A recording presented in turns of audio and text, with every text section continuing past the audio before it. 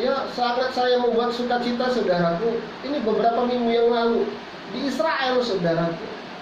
Rumah sakit untuk penderita virus corona saudara yang positif itu kosong saudara. Sudah kosong. Kalaupun ada yang terpapar paling 4, 5 ya. Kadang satu hari itu dan satu hari itu 0 saudara. Ini adalah sesuatu dampak yang luar biasa.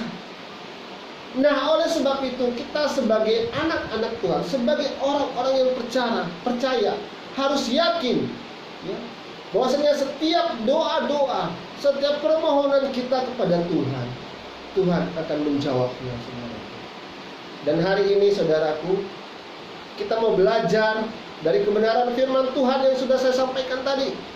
Kita mau mengalami perjumpaan dengan Tuhan di saat-saat keadaan yang sulit. Apa yang dialami oleh Nabi Yesaya saudara? Ya. Ayat yang pertama Yesaya pasal yang ke-6 dikatakan apa? Dalam tahun matinya Raja Uzia, aku melihat Tuhan duduk di atas tahta yang tinggi dan menjulang. Artinya apa saudaraku? Yesaya mengalami perjumpaan dengan Tuhan. Yesaya melihat Tuhan duduk di atas tahtanya yang tinggi dan menjulang ketika pada saat matinya Raja Uzia. Yesaya ini saudaraku, di pasal 6 ini, disitulah dia yang namanya disebut nantinya akan dikatakan seorang nabi. Sebelumnya Yesaya ini hanyalah seorang penasehat raja ya. Yesaya ini meskipun dia masih muda ya, kalau kita pelajari Alkitab saudaraku, ketika waktunya ini, waktu Yesaya diangkat oleh Tuhan menjadi seorang nabi, usianya sekitar kurang lebih 25 tahun saudara. 25 tahun itu adalah usia yang masih muda saudara. Dan sebelum usia 25 tahun ternyata Yesaya sudah menjadi yang namanya penasihat raja. Bayangkan saudara ya. Kalau orang Batak usia 25 tahun menasihati orang-orang tua, penatua-penatua, enggak dianggap saudara. Siapa kau? Isedoho. Enggak dianggap. Kau itu kan masih orang yang baru lahir kemarin gitu ya saudara. Tetapi di dalam Tuhan tidak seperti itu saudara. Yesaya yang luar biasa saudaraku, umurnya masih 20-an sudah menjadi penasihat raja. Dan kita perhatikan saudara, ketika matinya Raja Uzia ya, orang Israel di situ pada waktu itu, orang Yehuda, bangsa Yehuda, maaf ya, karena Israel itu bisa terbagi-bagi suku-suku bangsanya ya. Kerajaannya juga terbagi saudara. Dan Uzia ini adalah Raja Yehuda. Ketika itu bangsa Yehuda ini bukan bangsa yang taat kepada Tuhan ya. Yang pertama Raja Uzia, keadaan Yesaya ketika Tuhan berjumpa dengan dia, yang pertama Raja Uzia sudah meninggal. Artinya apa? Ada terjadi masa peralihan dari Uzia ke anaknya yang bernama Yotam. Jadi ada yang namanya masa peralihan saudara. Biasanya saudaraku, di dalam pemerintahan ketika ada terjadi masa peralihan, yang menjadi penasihat-penasihat raja, penasihat-penasihat pemerintahan itu agak sedikit beradaptasi lagi saudaraku ya. Dan ini adalah sesuatu keadaan yang sulit saudaraku, apalagi Yesaya pada waktu itu masih muda. Dan yang kedua, bangsa Yehuda masih menyembah berhala ya. Itu jelas sekali tadi sudah kita baca saudaraku. Ayat yang kelima ya, disampaikan di dalam Yesaya pasal yang ke-6, lalu kataku, celakalah aku binasa sebab aku ini seorang yang najis bibir, dan aku tinggal di tengah-tengah bangsa yang najis bibir. Artinya apa saudaraku? Bangsa-bangsa Yehuda pada waktu itu adalah bangsa-bangsa yang tidak mengenal Tuhan. Dan ini merupakan keadaan yang sulit bagi Yesaya, saudara. Tetapi di keadaan yang sulit ini, saudara, karena kita tahu bahwasanya Yesaya ini adalah orang yang takut akan Tuhan, orang yang taat kepada Tuhan. Tetapi orang-orang yang dihadapinya, yang di sekelilingnya ini adalah orang-orang yang jauh daripada Tuhan. Sama seperti kita di tempat ini, saudaraku. Kita yang ada di komplek ini, saudaraku. Kita yang berdiam, bertempat tinggal di daerah Babakan Asem Tangerang ini, Banten ini, saudara. Kita ini diibaratkan seperti domba di tengah-tengah serigala. Tetapi perlu kita ketahui, saudara, bahwasanya kita percaya di dalam keadaan kita yang sulit ini ada kuasa Tuhan yang bekerja. Ada lawatan Tuhan yang terjadi bagi daerah ini, saudara. Ya. Ada sesuatu yang luar biasa yang akan terjadi dalam kehidupan kita. Begitu juga dengan Yesaya, saudara. Di keadaan yang sulit, mungkin dia bingung, mungkin dia galau. Gimana ini saya nggak bisa, ya, mengatur, saya nggak bisa melihat keadaan bangsa saya ini, karena dia merupakan anak Tuhan yang mengasihi bangsanya juga, saudaraku. Ya. Karena bangsa Yehuda, orang-orang yang menyembah berhala ini, dia merasakan bahwasanya mereka itu adalah saudaranya. Ya. Tetapi saudaraku, ingat saudaraku, bagi Tuhan tidak ada perkara yang mustahil. Dalam keadaan kita yang sulit sekalipun, ya, di situ kuasa Tuhan nyata. Di situ Tuhan datang. Di situ Tuhan hadir bersama dengan kita. Itu yang pertama, saudara. Keadaan Yesaya. Ya. Nah, begitu juga dengan tokoh-tokoh Alkitab yang lain, saudara. Ya. Ada beberapa tokoh Alkitab, baik itu dalam Perjanjian Lama maupun di dalam Perjanjian Baru. Kita ketahui, saudara, Yesaya ini adalah tokoh Alkitab dalam Perjanjian yang lama. Di dalam Perjanjian Lama juga ada tokoh-tokoh Alkitab yang kita kenal dengan nama Sadrak, Mesak, dan Abednego. Anak-anak muda yang luar biasa ini juga, saudaraku, mengalami perjumpaan dengan Tuhan. Ya. Ketika apa? Ketika keadaan mereka sangat sulit, ketika nyawa mereka terancam, mereka akan dibuang di dalam perapian yang menyala-nyala untuk menyangkal iman mereka. Mereka disuruh menyembah patung Nebukadnezar, tetapi mereka menolak. Walaupun konsekuensinya apa? Mereka harus dicampakkan di dalam perapian yang menyala-nyala. Tetapi mereka tidak takut, saudaraku. Ya. Walaupun nyawa menjadi taruhannya, mereka katakan kepada Raja Nebukadnezar, sekalipun Tuhan yang kami sembah, Allah yang kami sembah, tidak sanggup menolong kami di dalam perapian menyala-nyala, ya, sekali-kali kami tidak akan menyembah patung yang Tuhanku buat. Tetapi puji Tuhan, saudara, ketika Sadrak, Mesak, dan Abednego dilemparkan ke perapian yang menyala-nyala, apa yang terjadi? Raja Nebukadnezar bagaimana? Kaget, terkejut, saudara. Karena mereka yang tadinya 3 orang dilemparkan ke dalam perapian yang menyala-nyala, akhirnya apa? Bertambah menjadi 4 orang. Menjadi 4 orang, saudara. Kita tahu bersama-sama, ya, ceritanya bahwasanya malaikat Tuhan hadir bersama dengan mereka. Dan mereka, rambut mereka sedikit pun tidak ada yang terbakar. Kalau kita perhatikan ceritanya, saudaraku, begitu marahnya Raja Nebukadnezar kepada mereka bertiga, sehingga apinya 7 kali dipanaskan. Orang yang melemparkan mereka bertiga bagaimana? Ikut terbakar, saudara. Tapi perhatikan, luar biasa kuasa Tuhan. Ya. Dalam keadaan yang sulit yang dialami oleh Sadrak, Mesak, dan Abednego, mereka sekali-kali tidak meninggalkan Tuhan. Bagaimana dengan kehidupan kita, saudara?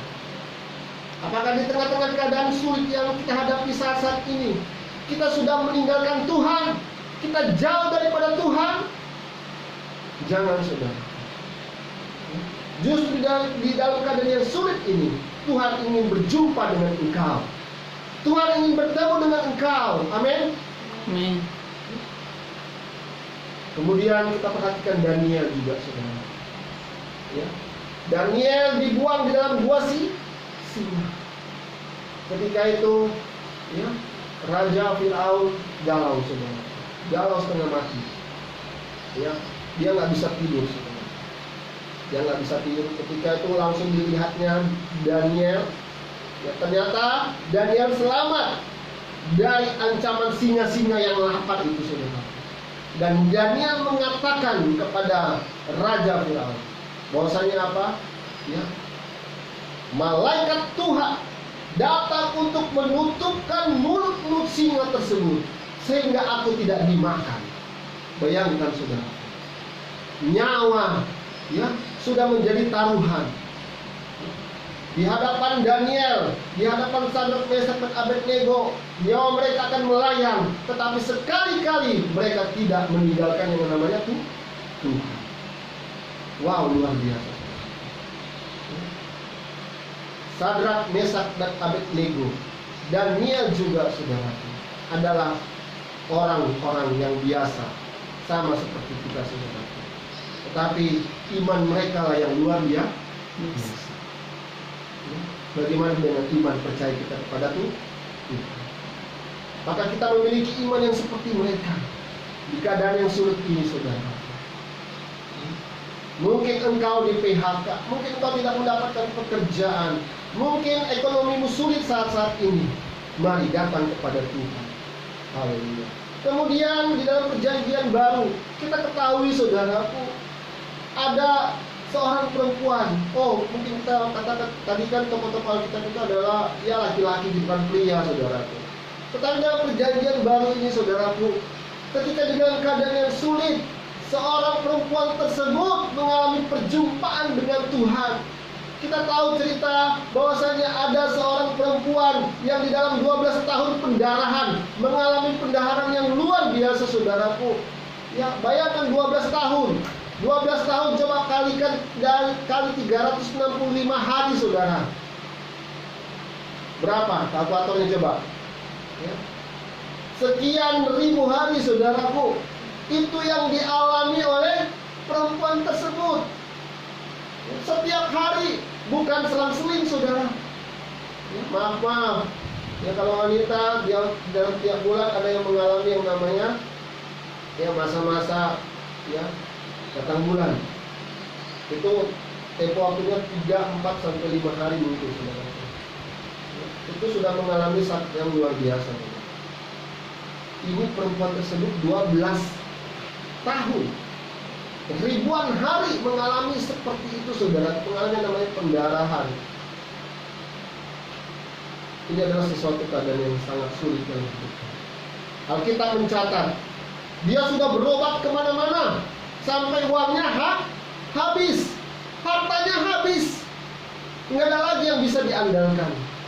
Ya, mungkin kalau orang-orang kaya mengalami sakit, banyak hartanya, banyak uangnya, rekeningnya, digitnya banyak, saudara. Ketika sakit mereka bisa mengandalkan hartanya, mengandalkan uang, pergi ke rumah sakit, nggak bagus di Indonesia, pergi ke luar negeri, ke Singapura dan lain sebagainya. Tetapi si perempuan tersebut ini sampai uangnya habis, nggak bisa lagi kemana-mana, nggak bisa diandalkan lagi, saudaraku, hartanya. Tetapi ketika dia melihat Yesus lewat pada waktu itu, saudara, ada sesuatu yang luar biasa. Ada iman yang muncul di dalam kehidupan si perempuan tersebut. Dia katakan dalam hatinya, asal aku menjamah apa? Asal kujamah saja. Asal kujamah saja jubah Yesus, aku pasti sembuh. Dan puji Tuhan, itu terjadi nggak, saudaraku? Terjadi. Ketika dijamah jubah Tuhan Yesus, maka si perempuan tersebut seketika itu juga pendarahannya berhenti. Luar biasa, saudara. Luar biasa. Dia mengalami perjumpaan dengan Tuhan di keadaan yang sulit. Bagaimana dengan kita, saudara? Haleluya. Saya bisa merasakan ya keadaan sulit saat ini saudara. Apalagi profesi mungkin sebagai karyawan yang perusahaannya harus tutup karena virus corona sehingga mereka di PHK, atau mungkin ya di bidang jasa yang baik itu ya ojek online, taksi online dan lain sebagainya, akhirnya berkurang penumpang, ya penghasilan berkurang, atau mungkin yang berhubungan dengan pesta, nggak boleh lagi pesta nikah, pesta apa dan lain sebagainya, sehingga penghasilan berkurang. Ya, hari ini mari kita percaya ada kuasa Tuhan. Ya. Kita percaya kita akan mengalami perjumpaan dengan Tuhan di keadaan kita yang sulit. Asal kita bisa belajar dari kebenaran firman Tuhan. Ada 2 poin yang ingin saya sampaikan saudara. Ada 2 poin apa yang harus kita lakukan di keadaan yang sulit saat ini saudara. Ada 2 sesuai dengan kebenaran firman Tuhan tentunya. Ada ayatnya saudara. Yaitu yang pertama yang harus kita lakukan di keadaan yang sulit ini supaya kita mengalami perjumpaan dengan Tuhan. Yaitu yang pertama saudaraku, kita buka di dalam Lukas pasal yang ke-22. Haleluya.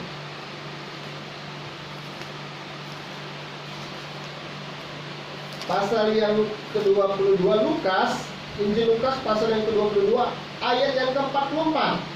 Ya, yang di rumah bisa membukakannya juga, yang menyaksikan tayangan online ini, saya akan membacakannya buat kita semua. Demikian firman Tuhan. Lukas 22 ayat 44. Ia sangat ketakutan, Yesus sangat ketakutan dan makin bersungguh-sungguh berdoa. Peluhnya menjadi seperti titik-titik darah yang bertetesan ke tanah. Ketika itu Yesus mengalami saat-saat yang sulit. Dia harus yang namanya dibawa, dia harus disalibkan, dia harus disiksa, bahkan akhirnya dia harus mati. Ini adalah keadaan yang sulit sekali yang dialami oleh Yesus. Tetapi apa yang dilakukan oleh Yesus, saudara? Di saat-saat dia yang sangat ketakutan ini, saudara, Alkitab menuliskan dia sangat ketakutan, saudara. Seorang Yesus yang bisa membuat mujizat yang banyak luar biasa, yang adalah anak Allah yang hidup. Dia mengalami ketakutan, sangat ketakutan saudara. Tetapi yang Yesus lakukan, perhatikan saudara, dan makin bersungguh-sungguh berdoa. Semakin bersungguh-sungguh berdoa, itu yang pertama saudara. Kalau kita mengalami keadaan yang sulit hari ini, yang harus kita lakukan yang pertama, kita semakin sungguh-sungguh berdoa. Yang percaya katakan amin. Amin. Bukan malah berkurang doa kita. Berbicara sungguh-sungguh berdoa juga berbicara mengalah. Kita harus semakin sungguh-sungguh bersekutu dengan Tuhan. Semakin giat beribadah kepada Tuhan. Itu juga sama saudaraku. Artinya sungguh-sungguh berdoa. Kita harus sungguh-sungguh bersekutu dengan Tuhan. Intim dengan Tuhan. Ya. Coba kita koreksi diri kita masing-masing. Kita jujur-jujur aja di hadapan Tuhan, saudara. Sudah seberapa sungguh kita bersekutu dengan Tuhan? Kita katakan, Tuhan, ini keadaan kok sulit sekali sih. Ekonomi saya sulit, keluarga saya sulit, rumah tangga saya sulit, pekerjaan saya sulit, saya mendapatkan pekerjaan yang sulit. Coba kita koreksi diri, saudaraku. Sudahkah engkau sungguh-sungguh datang kepada Tuhan? Apa hanya sekedar isi absen datang kepada Tuhan? Tuhan, saya hadir nih hari ini, hari Senin saya hadir. Oh, Selasa juga saya hadir Tuhan. Rabu saya hadir. Atau hanya sekedar itu aja saudara? Yesus sendiri anak Allah yang hidup. Ketika dia mengalami kesulitan yang luar biasa, malah dia semakin sungguh-sungguh berdoa. Itu yang harus kita lakukan saudara. Bukan kita malah semakin hari semakin menyibukkan diri dengan hal-hal yang tidak penting saudara. Itu salah. Saya mau katakan itu salah saudara. Kita ini anak Tuhan. Kita harus dekat dengan Bapa kita. Bukan jauh dengan Bapa kita. Tuhan katakan apa? Bahwasanya kita jangan serupa dengan dunia ini. Kita ini adalah ahli waris kerajaan sorga. Jadi kita harus lebih dekat lagi dengan Tuhan. Dengan cara apa, saudaraku? Dengan cara kita berdoa kepada Tuhan. Dengan kita bersekutu dengan Tuhan, menyembah Tuhan. Saya bersyukur kalau yang menyaksikan tayangan online ini, saudaraku, ya, orang tua saya yang menyaksikan tayangan online ini, mari perbanyak lagi bersekutu dengan Tuhan, berdoa kepada Tuhan, ya, sama-sama bergandengan tangan. Kita percaya kita hidup, ya, di bumi ini, di dunia ini hanya sebentar, hanya sesaat aja, saudara. Nantinya kita akan kembali kepada Bapa di surga. Haleluya. Itu poin yang pertama, saudara. Kita harus lebih sungguh-sungguh berdoa, bertekun berdoa. Dengan jangan kita menyibukkan dengan keadaan yang tidak penting, saudara. Ya. Itu poin yang pertama. Yang kedua, saudaraku, dari pembacaan firman Tuhan di dalam Yesaya tadi sudah kita baca. Yang kedua adalah Yesaya 6 ayat yang ke-8. Haleluya. Kita mau baca bersama-sama Yesaya yang tadi, saudara. Yesaya 6 ayat yang ke-8. Ini yang kedua, saudara. Apa yang harus kita lakukan? Ya, supaya kita mengalami perjumpaan dengan Tuhan di saat-saat keadaan kita yang sulit. Haleluya. Kita akan baca baik itu yang di rumah, Yesaya 6 ayat yang ke-8. Puji Tuhan. Itu yang ketiga, kita akan sama-sama baca. 1, 2, 3. Lalu aku mendengar suara Tuhan berkata, siapakah yang akan kuutus dan siapakah yang mau pergi untuk aku? Maka sahutku, ini aku, utuslah aku. Nah, poin yang kedua, saudaraku, supaya kita terus mengalami perjumpaan dengan Tuhan meskipun di saat-saat keadaan yang sulit sekalipun, saudaraku, yaitu kita harus mau melayani Tuhan. Enggak cukup hanya sekedar kita beribadah kepada Tuhan, tetapi lebih lagi, saudaraku, Tuhan inginkan kita untuk melayani Dia.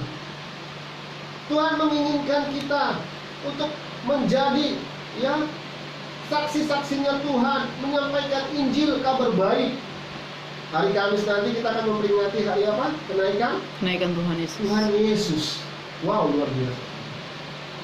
Kita memperingati Yesus naik ke surga sebagai bukti bahwasanya Dia adalah, ya, berkuasa atas surga. Dia akan menyediakan tempat bagi kita di surga, saudara. Dan ketika Dia naik ke surga, Dia akan mengirimkan Roh Kudus. Ya, Dia akan mengutus Roh-Nya yang kudus kepada umat-umat manusia, orang-orang yang percaya kepadanya, supaya kita tidak sendirian, saudara. Supaya ada yang menemani kita, Roh Tuhan.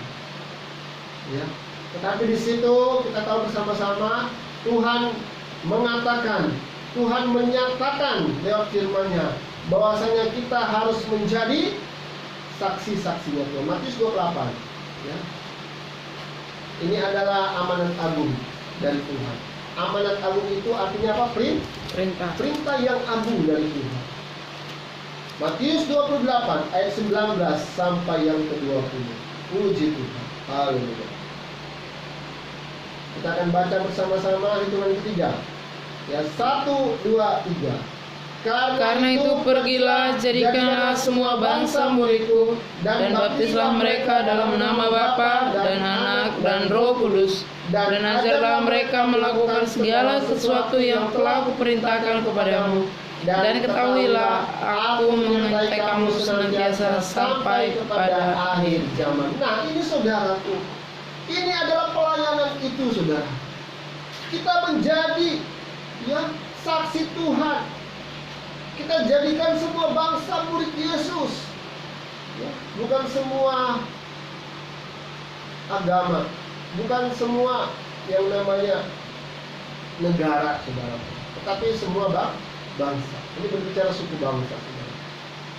Semua orang, baik itu yang kecil, yang besar, yang kurus, yang tinggi, yang pendek, yang hitam, yang putih, yang sawo matang, yang sawo kematangan, ya, semua warna kulitnya, kita jadikan bangsa murid Yesus.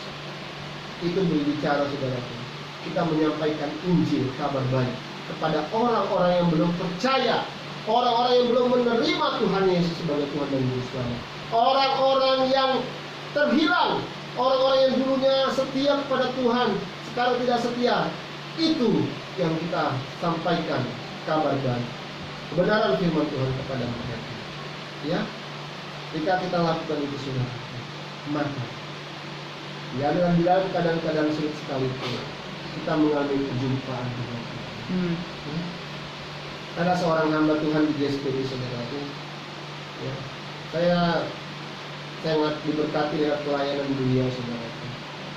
Di keadaan-keadaan yang sulit ini, saudaraku, ya, justru dia sangat, ya, bersemangat untuk melayani Tuhan di daerah-daerah, ya, di daerah Jakarta, Jakarta Utara, di daerah Tangerang, pergi, saudaraku, untuk memberitakan kabar Injil, firman Tuhan, membagi-bagikan sembako, membagi-bagikan bahan-bahan pokok. Padahal, saudaraku, beliau aja pelayanan mereka, ruko mereka masih ngontrak, saudaraku.